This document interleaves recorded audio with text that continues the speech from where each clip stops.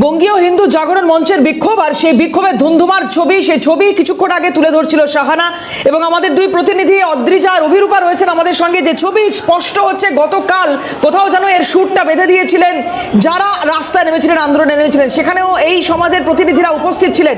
দুই প্রতিনিধি রয়েছেন আমাদের সঙ্গে, দুজনের কাছে আরও একবার যাব। ডেপুটি হাই কমিশন অভিযান বাংলাদেশের বঙ্গীয় হিন্দু জাগরণ মঞ্চের তরফ থেকে এই অভিযান। অদ্রিজা এবং অভিরূপা রয়েছেন, প্রথমে অভিরূপার কাছে যাই। অভিরূপা, আপডেট কি? হিন্দুরা 26-এ এই তালা চাবি, এই কলকাতা পুলিশে হেডকোয়ার্টারে এটা আমরা লাগাবো।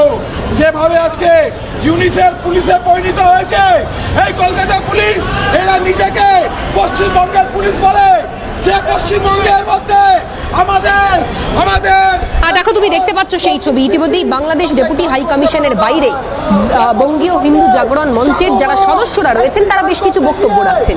মূলত কলকাতা পুলিশকে উদ্দেশ্য করেও তাদের এই বক্তব্য। তাদের যেটা দাবি, যে যেভাবে পুলিশ আজকে সনাতনীদের ওপরে লাঠিচার্জ করলেন, সেই পুলিশের যে সদর দপ্তর রয়েছে সেখানে তালা ঝোলানো হবে। আরো যারা রয়েছেন একটু কথা বলে জানার চেষ্টা করবো। একটু যে তালা হাতে নিয়ে আপনারা বিভিন্ন হুঁশিয়ারি দিচ্ছেন কলকাতা পুলিশকে, এই হুঁশিয়ারি দেওয়ার কারণ কি কি বলবেন আজকের এই পুলিশের আক্রমণের ওপর?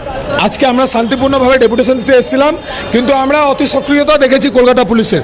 পুলিশ যেভাবে আমাদের মহিলাদের চুলের মুঠি ধরে টেনেছে, পাপিয়া বলে আমাদের একজন মহিলা হিন্দু জাগরণ মঞ্চের যিনি কার্যকর্তা, তার চুলের মুঠি ধরে টানা হয়েছে।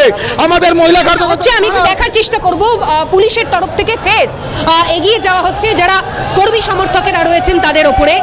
কি হচ্ছে একবার বিষয়টা বোঝার চেষ্টা করব। তুমি দেখতে পাচ্ছ এখনো পর্যন্ত কয়েকজন যারা রীতিমতো এখানে আন্দোলন অবস্থান চালিয়ে নিয়ে যাচ্ছিলেন এবং বেশ কয়েকজনের সঙ্গে ঝামেলা বেড়ে যায়। একজন পথচারী তিনি আবার এগিয়ে যাওয়ার চেষ্টা করছিলেন।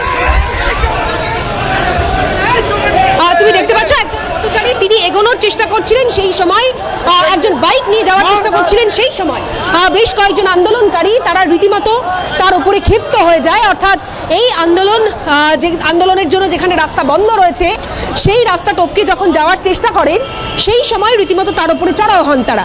তোমাকে দেখাচ্ছি সেই ছবি, তুমি দেখতে পাচ্ছ এখনো পর্যন্ত কয়েকজন পুলিশ কর্মী তারা আন্দোলনকারীদের সঙ্গে কথা বলছেন। কি কথা হচ্ছে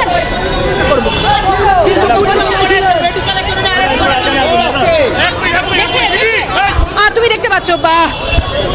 বেশ কয়েকজন রয়েছেন যারা আহত হয়েছিলেন, যাদের সঙ্গে আমরা কথা বলছিলাম। তারা বলছেন যে পুলিশের তরফ থেকে তাদেরকে তুলে নিয়ে যাওয়ার চেষ্টা করা হচ্ছে, তারা আহত হয়েছেন।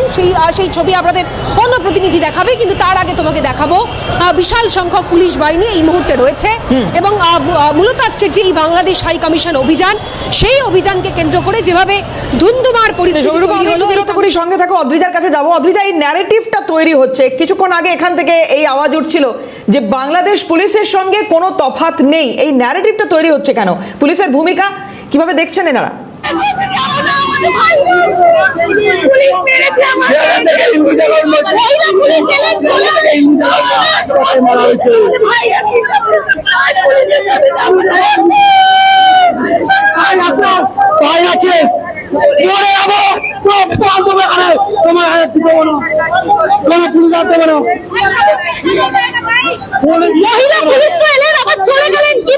কোথায় ছিল মহিলা পুলিশ তখন?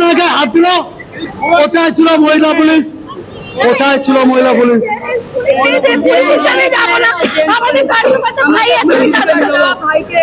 কার্যকর্তা সমান। আমি দিদিকে নিয়ে যাবো, কোনখানে নিয়ে যাবো? দিদি আমার মা হয়, মায়ের সমান। আমাদের কর্মীদের মহিলাদের আমার মাতৃশক্তি বলে। কার্যকর্তাদের এরকম ভাবে মারা হয়েছে।